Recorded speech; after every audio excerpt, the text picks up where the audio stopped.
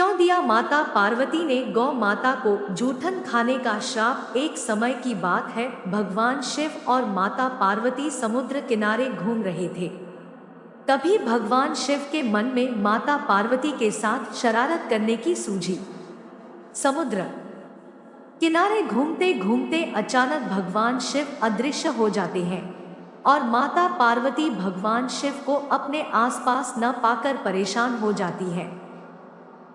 माता पार्वती काफी समय तक भगवान शिव की प्रतीक्षा करती हैं और इंतजार करते करते शाम हो जाती है और भगवान शिव के न लौटने पर अब माता पार्वती व्याकुल हो जाती है।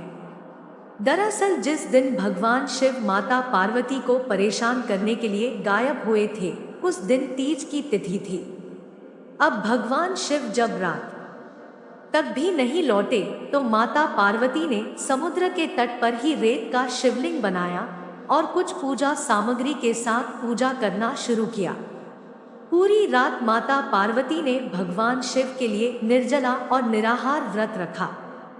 ये सब भगवान अदृश्य होकर देख रहे थे, मगर माता पार्वती के साथ ठिठोली करने के चलते वे माता पार्वती के सामने नहीं आए।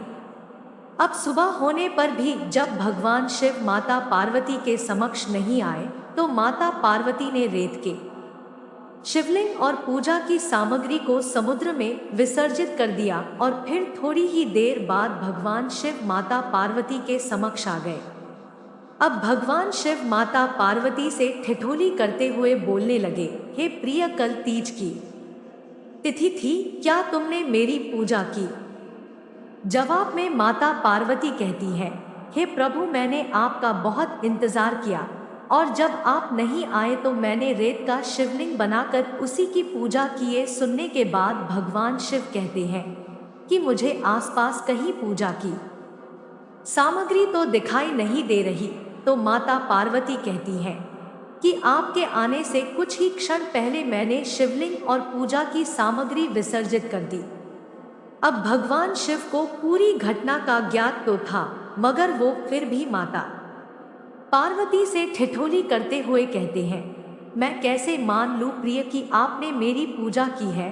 क्या आपके पास इसका कोई प्रमाण है या फिर कोई साक्ष्य हो?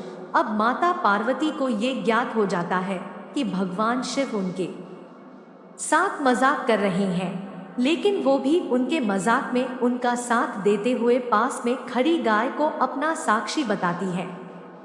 माता पार्वती ने गाय माता से पूछा, हे गाय माता, भगवान शिव को बताइए कि क्या मैंने तीज की तिथि में भगवान शिव की पूजा की? जवाब में गाय माता अपना सिर हिलाकर मना करती है।